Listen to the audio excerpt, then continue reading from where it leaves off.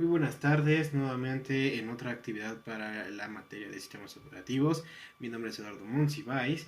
El día de hoy tenemos la actividad número 11, acceso directo a memoria y principios en el software, del profesor Roberto Vera Popoca, en la Universidad Autónoma del Estado de México. Mi cuenta es 1622-040. Antes de comenzar, debo reiterar que en esta el video presentación no estará mi cámara por temas de hardware, lo lamento mucho, únicamente tendremos mi voz. Estoy considero que es mejor y en este caso acepto la responsabilidad y en dado caso si mi calificación es reducida. ¿Ok? Comenzamos con la actividad que es realizar un video utilizando su cámara web, obviamente no la tengo, y apoyándose en una presentación de PowerPoint para explicar sobre el acceso directo a memoria y principios en el software de entrada y salida. Ok, comencemos con el acceso directo a memoria, el DMA.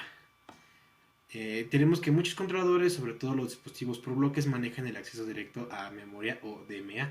Para explicar el funcionamiento del DMA, se analizará cómo ocurre en la lectura de disco cuando no se usa DMA. Primero, el controlador lee el bloque, uno o más sectores, de la unidad en serie bit por bit hasta que todo el bloque está en el buffer interno del controlador. Después el controlador calcula la suma de verificación para comprobar que no ocurrieron errores de lectura y luego causa una interrupción.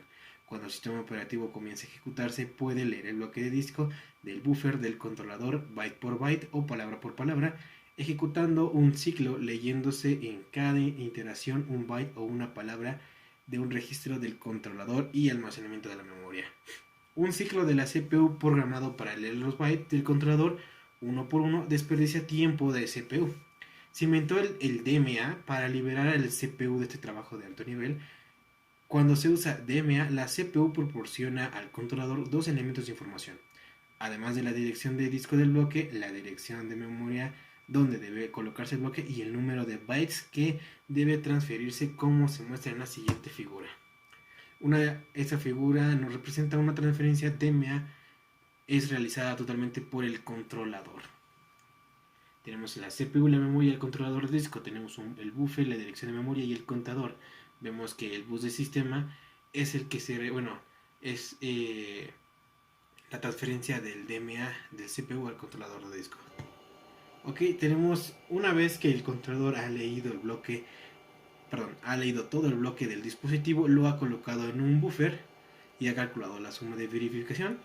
Copia el primer byte o palabra en la memoria principal en la dirección específica por la dirección de memoria de DMA. Luego el controlador incrementa la dirección de DMA y decrementa la cuenta de DMA en el número de bytes que se acaban de transferir.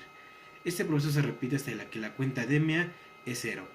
Y en ese momento el controlador causa una interrupción. Cuando el sistema operativo inicia, no tiene que copiar el bloque en la memoria.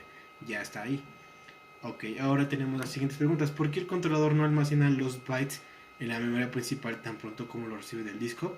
¿Y por qué necesita un buffer interno? La razón es que una vez que se ha iniciado una transferencia de disco, los bytes siguen llegando del disco a una velocidad constante, sea que el controlador esté listo o no para recibirlos. Si el controlador tratara de escribir los datos directamente en la memoria, tendría que hacerlo a través del bus de sistema para cada palabra transferida.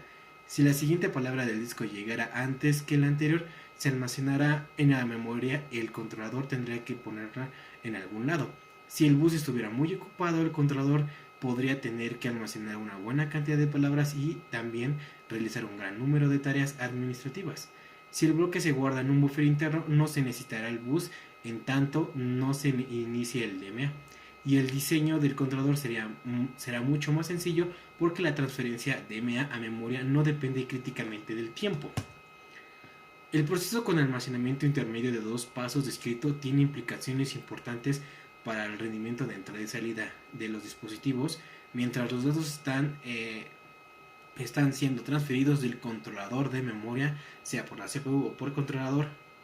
El siguiente sector estará pasando bajo la cabeza del disco y los bits estarán llegando al controlador. Los controladores sencillos simplemente no pueden efectuar entrada y salida al mismo tiempo. De modo que mientras se está realizando una transferencia a la memoria, el sector que pasa bajo la cabeza del disco se pierde. En consecuencia, el controlador solo puede leer bloques de manera intercalada, es decir, uno sí y uno no. de modo que la lectura de toda una pista requiere de 2 rotaciones completas, una para los bloques pares y otra para los impares. Si el tiempo que toma transferir un bloque del controlador a la memoria por el bus es más largo que el que toma leer un bloque de disco, puede ser necesario leer un bloque y luego saltarse 2 o más bloques. Saltarse bloques para dar con el controlador al tiempo Saltarse bloques para dar al controlador tiempo de transferir los datos a la memoria se denomina intercalación. Cuando se da formato al disco, los bloques se enumeran teniendo en cuenta el factor de intercalación.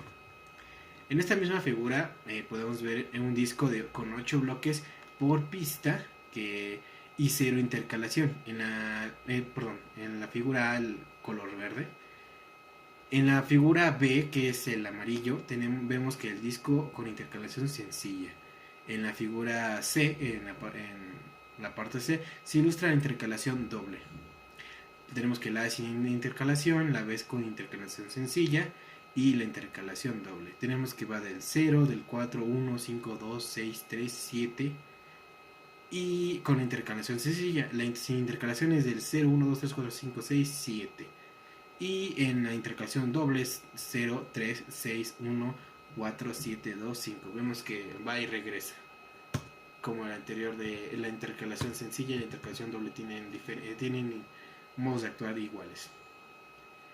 El objetivo de numerar los bloques de este modo es permitir que el sistema operativo lea bloques numerados consecutivamente y aún así logre la máxima velocidad que el hardware es capaz.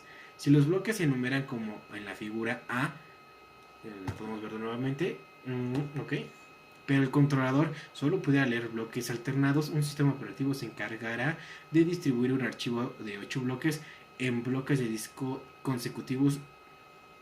Requeriría 8 rotaciones de disco para leer los bloques del 0 al 7 en orden. No todas las computadoras usan DMA. El argumento en su contra es que en muchos casos la CPU principal es mucho más rápida que el controlador de DMA y puede realizar el trabajo en mucho menos tiempo. Si la CPU no tiene otra cosa que hacer, obligará a esperar hasta que Si la CPU no tiene otra cosa que hacer, obligarla a esperar hasta que el controlador DMA termine no tiene sentido. Además, si se omite el controlador DMA y se deja que la CPU realice todo el trabajo, se ahorra algo de dinero. Ok, terminamos por el primer, en este caso, tema. Comenzamos con principios en el software de entrada y salida. Los principios del software de entrada y salida, sus objetivos generales, son fáciles de plantear. La idea básica es organizar el software como una serie de capas y que las inferiores oculten las peculiaridades del hardware para que las capas superiores no las vean. Las capas superiores se ocuparán de presentar una interfaz bonita, aseada y regular a los usuarios. Los objetivos del software de entrada y salida es un concepto clave del diseño de entrada de software de entrada y salida. Se conoce como la independencia de dispositivo. Esto significa que debe ser posible escribir programas que puedan tener archivos de un disquete, un disco duro o CD-ROM sin que se modifican los programas para cada tipo de dispositivo distinto. Otro aspecto importante del software de entrada y salida es el manejo de errores. Los errores deben manejarse tan cerca del hardware como sea posible. Si el controlador descubre un error de lectura, debe tratar de corregirlo él mismo. Si puede. Si no puede, el controlador en software deberá manejarlo, tal vez tratando de leer el bloque otra vez. Otro aspecto importante en sí es las transferencias son sincrónicas por bloqueo o asincrónicas, controladas por interrupciones. En general, la entrada y salida física es asíncrona. La CPU inicia la transferencia y se dedica a otra cosa hasta que llega la interrupción. Estos objetivos se pueden... Un segundo, por favor. Ok, continuamos. Estos objetivos se pueden lograr de una forma lógica y eficiente estructurando el software de entrada y salida en 4 capas. Tenemos los manejadores de interrupciones, es la capa inferior, controladores de dispositivos en software, software del sistema operativo independiente del software y software del usuario es la capa superior. Tenemos... una disculpa, un momento. Ok, continuamos con la figura en la cual nos estructura Minix en 4 capas. Tenemos la capa 1, que es la administración de procesos, La capa 2, que es tarea de disco y tarea de terminal, tarea de reloj, tarea de sistema y tarea de Ethernet. La capa 3, que es administrador de memoria, sistema de archivos, servidor de red. Y la capa 4, que tenemos el init, el proceso de usuario, proceso de usuario y proceso de usuario. Ok, continuando, tenemos la siguiente. Un segundo.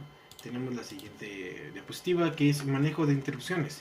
Las interrupciones son desagradables pero inevitables y deben ocultarse en las profundidades del sistema operativo con el fin de reducir las partes del sistema quien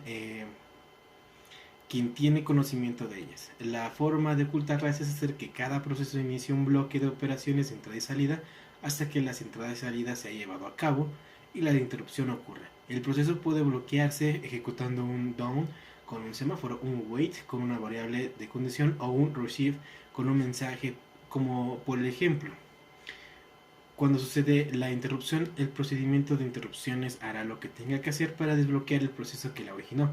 En algunos de los sistemas se ejecutará un signal con una variable de condición en un monitor. En otros más se enviará un mensaje al proceso bloqueado.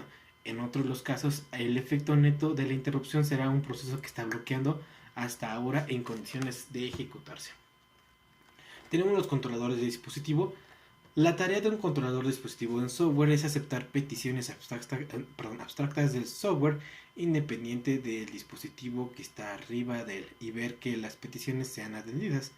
Una petición típica sería leer el bloque N. Si el controlador está ocioso, en el momento en que llega una petición, comenzará a atenderla de inmediato, pero si está ocupado con otra petición, colocará la nueva petición en una cola de peticiones pendiente que se atenderá tan pronto como sea posible. El primer paso para atender una petición de entrada y salida para un disco es traducirla de términos abstractos a concretos. En el caso de un controlador de disco, implica calcular en qué parte del disco está el bloque solicitado, verificar si el motor de la unidad está funcionando, determinar si el brazo está colocando en el cilindro apropiado.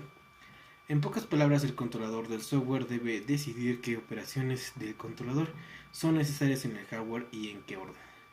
Una vez que el controlador del software ha decidido qué comandos debe emitir, el controlador en hardware comenzará a emitirlos, escribiendo en los registros del dispositivo de este último. Algunos controladores en hardware solo pueden manejar un comando a la vez, otros están dispuestos a aceptar una lista enlazada de comandos que luego ejecutan por su cuenta sin más ayuda del sistema operativo. Una vez emitido el comando comandos, el controlador del software debe esperar hasta que el controlador de hardware realice cierto trabajo, así que se bloquea hasta que llega la interrupción para desbloquearlo. En otros casos, el controlador no necesita bloquearse. Por ejemplo, el recorrido en la pantalla de algunas terminales solo requiere la escritura de unos cuantos bytes en los registros del controlador en hardware. No se requiere un movimiento mecánico, así que toda la operación puede llevarse a cabo en unos cuantos microsegundos. En el primer caso, el controlador bloqueado será despertado por la interrupción. En el segundo, nunca se dormirá. Una vez efectuada la operación, el controlador debe determinar si no ocurrieron errores. Si todo está bien, el controlador puede tener datos para que pasar al software independiente del dispositivo, por ejemplo el bloque que acaba de leerse. Por último, el controlador devuelve información de estado para informar de errores a su invocador. Si hay otras peticiones en cola, puede seleccionarse e iniciarse una de ellas si no hay nada en la cola. El controlador se bloquea esperando la siguiente petición. Tenemos la siguiente, que es el software de entrada y salida independiente del dispositivo. Ok, sí, continuamos. Aunque una parte del software de entrada y salida es específica para cada dispositivo, una fracción considerable es independiente de la frontera exacta entre los controladores de dispositivo y el software independiente del dispositivo depende del sistema, ya que algunas funciones que podrían realizarse de forma independiente del dispositivo podrían efectuarse realmente en los controladores de software por razones de eficiencia o de otro tipo. Las funciones que se muestran en la tabla que podemos ver se realizan en el software independiente del dispositivo. En Minix, casi todo el software independiente del dispositivo forma parte del sistema de archivos. Esta tabla nos comenta las funciones del software de entrada y salida independiente del dispositivo. A continuación las leeremos. Okay. Continuamos con la interfaz uniforme para los controladores de dispositivos. Ok, continuamos con la interfaz uniforme. Continuamos con la tabla, que es la interfaz uniforme para los controladores de dispositivos. Después siguen los nombres de dispositivos, el protector de dispositivos, el tamaño del bloque independiente del dispositivo, el almacenamiento intermedio, la asignación de almacenamiento en dispositivos por bloques, la asignación y liberación de dispositivos dedicados e informe de errores. La función del software independiente del dispositivo es realizar las funciones de entrada y salida comunes a todos los dispositivos y presentar una interfaz uniforme al software de nivel de usuario. En cualquier sistema operativo, una parte importante es cómo se nombran los objetos, tales como archivos y dispositivos de entrada y salida. El software independiente del dispositivo se encarga de establecer la correspondencia entre los nombres simbólicos de dispositivos y el controlador apropiado. En Unix, un nombre de dispositivo como def TTI00 especifica de manera única el nodo y node y de un archivo especial, y este nodo i contiene el número principal del dispositivo que sirve para localizar el controlador apropiado. El nodo i también tiene el número secundario del dispositivo. Dispositivos como las grabadoras de CD-ROM solo pueden ser utilizados por un solo proceso en determinado momento. Corresponde al sistema operativo examinar las peticiones de uso de dispositivos y aceptarlas o rechazarlas, dependiendo de si el dispositivo solicitado está disponible o no. El manejo de errores generalmente lo realizan los controladores. La mayor parte de los errores son altamente dependientes del dispositivo, de modo que solo el controlador sabe qué debe hacerse, por ejemplo, reintentar, ignorar o situación de pánico. Un error típico es el causado por un bloque de disco que se dañó y ya no puede leerse. Tenemos que el tema de software para usuarios. La mayor parte del software de entrada y salida está dentro del sistema operativo. Una parte consiste en bibliotecas enlazadas a los programas de usuario, incluso programas completos que se ejecutan fuera del kernel. Las llamadas al sistema entre las de entrada y salida normalmente son efectuadas por procedimientos de bibliotecas. Otra categoría importante es el sistema de spool. El uso de spool es una forma de manejar los dispositivos de entrada y salida de uso exclusivo de un sistema multiprogramado, considerado un dispositivo spool típico, una impresora. Aunque desde el punto de vista técnico sería fácil dejar que cualquier proceso de usuario abriera el archivo especial para caracteres de la impresora, podría suceder que en un proceso lo abriera y luego pasaran horas sin hacer nada. Ningún otro proceso podría imprimir nada. El spool no solo se usa para impresoras, también se usa para transferir archivos por una red. Si un usuario desea enviar un archivo a algún lado, lo colocará en un directorio de spool de red. El dominio de red lo toma de ahí y lo transmite. Una aplicación especial es la transmisión de archivos por spool. Una aplicación especial es la transmisión de archivos por spool. Una aplicación especial de transmisión de archivos por spool es el sistema de correo electrónico de Internet. En la figura que vamos a ver, la siguiente figura que vamos a ver se resume el sistema de entradas y salidas con todas las capas y las funciones principales de cada capa. Iniciando por debajo, las capas son el hardware, los manejadores de interrupciones, los controladores de dispositivos, el software independiente del dispositivo y por último los procesos de usuario. Las flechas de la figura indican el flujo del control. Por ejemplo, cuando un proceso de usuario trata de leer un bloque de un archivo, se invoca el sistema operativo para que se ejecute la llamada. El software independiente del dispositivo busca, por ejemplo, en el caché de bloques. Si el bloque que se necesita no está ahí, ese software invoca al controlador del dispositivo para que emita la petición al hardware. A continuación, el proceso se bloquea hasta que se lleva a cabo la operación de disco. Cuando el disco termina, el hardware genera una interrupción. Se ejecuta el manejador de interrupciones para saber qué ha sucedido, es decir, cuál dispositivo debe atenderse en ese momento. El manejador extrae el estado del dispositivo y despierta al proceso dormido para que se finalice la petición de entrada y salida y permita al proceso de usuario continuar. Esta es la imagen en la cual comentábamos las solicitudes de entrada y salida. Comenzamos por debajo: el hardware, los manejadores de interrupciones, manejadores de dispositivos, los software independientes del dispositivo y los procesos de usuario. Estas son las capas. Las funciones de entrada y salida son: el hardware se lleva a cabo las operaciones de salida, los manejadores después se despierta el manejador al terminar la entrada y salida, confirma los registros del dispositivo, verifica el estado, nombre, protección, bloqueo, uso de buffer y asignación, y hace las llamadas a las entradas y salidas, da formato a las entradas y salidas. Es el spooling, que es el proceso de usuario. Esta es la réplica de las entradas y salidas. Ok, con esto acabaría nuestra presentación.